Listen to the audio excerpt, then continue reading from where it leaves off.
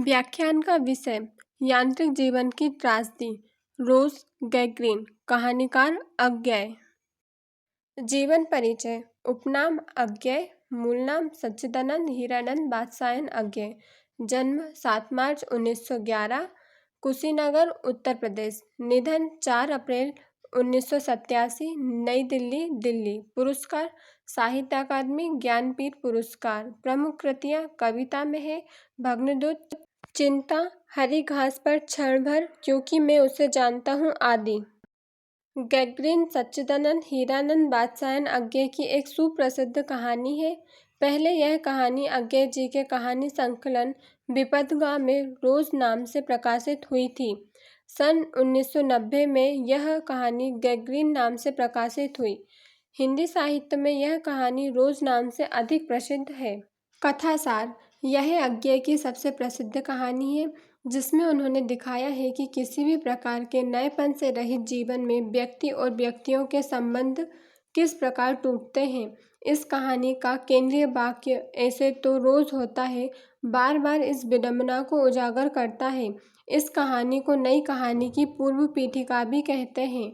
इस कहानी में पहाड़ी गांव का परिवेश मध्य वर्गीय मानसिकता को चित्रित करती है। कहानी के प्रमुख पात्र। मालती, लेखक के दूर के रिश्ते की बहन या सखी। मध्य वर्गीय स्त्री, विवाह पूर्व स्वच्छंद चंचल लड़की जो विवाह के उपरांत अत्यंत गंभीर स्त्री हो जाती है। महेश्वर की पत्नी, टीटी की माँ। लेखक अपने दूर के रिश्ते की बहन के पास 4 वर्ष बाद मिलने जाता है। विवाह के उपरांत मालती में हुए परिवर्तनों से चिंतित रहता है। महेश्वर, मालती का पति, पहाड़ी गांव में सरकारी डिस्पेंसरी में डॉक्टर है। टीटी का पिता निर्दिष्ट धर्रे पर जीवन जीता है। टीटी मालती और महेश्वर का पुत्र। ग्रीन रोज कहानी की समीक्षा। इस कहानी को 3 भागों में दर्शाया गया है। इस कहानी में एक विवाहिता के मन की उदासी और अकेलेपन की अनुभूति का चित्रण है। कहानी में जब उसका भाई उससे बरसों बाद मिलने आता है तो मालती उसका स्वागत बड़े ही औपचारिक ढंग से करती है।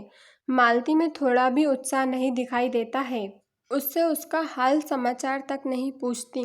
एक बातूनी लड़की शादी के 2 वर्षों में ही एक यांत्रिक लड़की में तब्दील हो गई है। पूछे गए प्रश्नों के उत्तर केवल हाँ और ना में देती है या 2-4 शब्दों में देती है। इससे यह प्रतीत होता है कि उसके पास कहने को कुछ भी नहीं है। शादी के 2 वर्षों में ही चंचल बातूनी लड़की का व्यक्तित्व कहीं सिमट गया है। कहानी में मालती के लगभग दोपहर से रात 11 बजे तक की दिनचर्या का वर्णन मिलता है। दोपहर का भोजन बनाने, अपने डॉक्टर पति महेश्वर और लेखक को खाना खिलाने के बाद वह अपने छोटे से बेटे टीटी को संभालती है और 3 बजे खाना खाती है।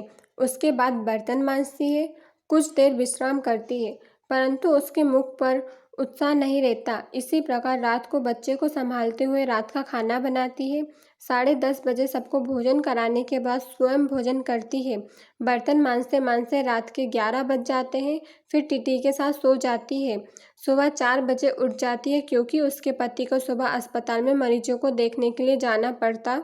वह या तो घर के कार्य या अपने बच्चे को संभालने में लगी रहती है। प्रथम भाग में कहानी में मालती की बाह्य स्थिति दिखती है। दूसरे भाग में मालती के मन स्थिति का चित्रण है, जिसमें उसके हाव भाव और मानसिक उथल पुथल उसके मन के भीतर के द्वंद्व को बयान। जैसे टीटी के रोने से ज़्यादा कोई फर्क नहीं पड़ता। मालती की नज़र में तो ये रोज़ की बात है कि वह गिर पड़े या रोता रहे। कहानी का मुख्य स्वर मालती के द्वारा किए गए समझौते पर है, ना कि उसकी चुनौतियों पर। कहानी का उद्देश्य नारी के यांत्रिक वैवाहिक जीवन के माध्यम से उसके जीवन की यांत्रिक परिस्थितियों पर सीमित घरेलू परिवेश के अंदर उबाऊ जीवन का चित्रण है। कहानी का केंद्र बिंदु मालती और उसका जीवन है। कहानी के तीसरे भाग में महेश्वर की डिस्पेंसरी से लौटने का जिक्र है। महेश्वर अपने डिस्पेंसरी के गैग्रीन से पीड़ित मरीजों का जिक्र करता है। कहानी में मालती को अपने रोज होने वाले दिनचर्या या घटनाओं की आदी सी हो चुकी थी। यह कहानी अकेलेपन में घुटती हुई, अभावग्रस्त, नीरस, उदास, दुख से झटपटाती स्त्री का करुण चित्र है। मध्य वर्गीय परिवार में यांत्रिक जीवन बिताने वाली उदास स्त्री की मानसिक पीड़ा का चित्रण है। कहानी में नारी जीवन की विवस्था का चित्रण किया गया है। नारी जीवन में विवाह के उपरांत आने वाले दायित्व से उत्पन्न नीरसता, यांत्रिकता, घुटन का सजीव चित्रण है। संयुक्त परिवार के टूटने और एकल परिवार में व्याप्त एकाकीपन को यह कहानी दर्शाती है। जीवन की एक रसता और व्यर्थता बोध का चित्रण इस कहानी में किया गया है। लेखक मालती से 4 वर्ष बाद मिलता है। लेखक को लगता है कि मालती के घर में किसी शाप की छाया है जो उसे भी बस में कर लेगा। एकल परिवार में बच्चे की स्थिति का चित्रण।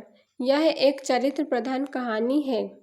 निष्कर्ष: गैग्रीन कहानी का उद्देश्य नारी जीवन की उस समस्या को उजागर करना है जिसके कारण नारी एक मशीन की भांति जीवन जीती है।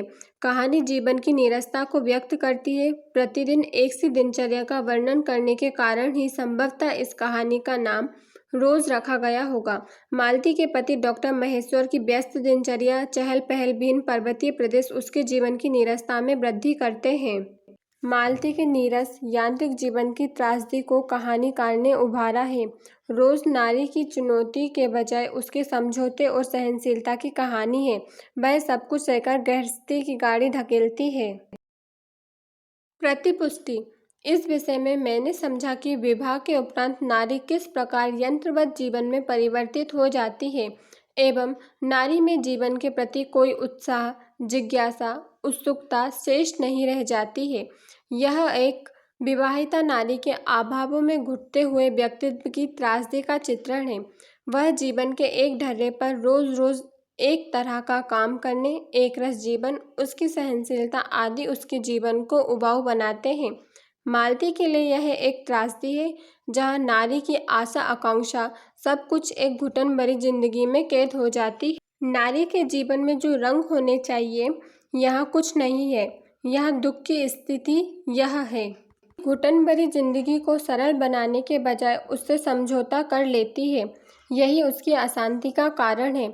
मालती को अपना जीवन मात्र घंटों में दिखाई देता है।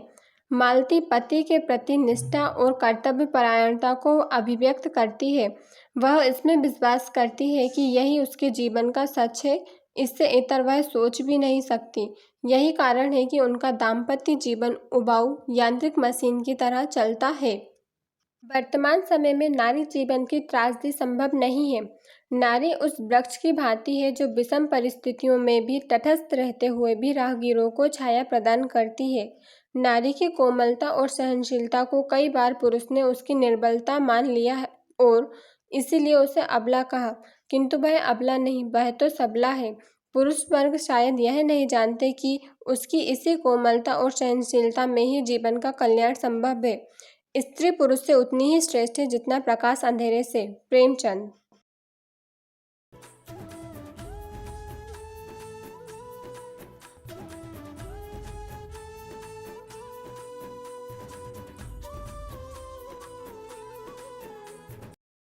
आभार। मैं अपनी शिक्षिका प्रोफेसर ललिता रामेश्वर मैडम के प्रति आभार व्यक्त करना चाहती हूँ। मैडम ने मुझे इस यांत्रिक जीवन की त्रासदी विषय पर अद्भुत वीडियो बनाने का सुनहरा अवसर प्रदान किया, जिसके लिए मैंने बहुत अधिक शोध किया और मुझे बहुत सी नई चीज़ों के बारे में पता चला, जिसके लिए मैं वास्तव में आभार व्यक्त करती हूँ। यह आपके विचारशील योगदान के कारण संभव हुआ। हम भविष्य में आपके निरंतर समर्थन की आशा करते हैं।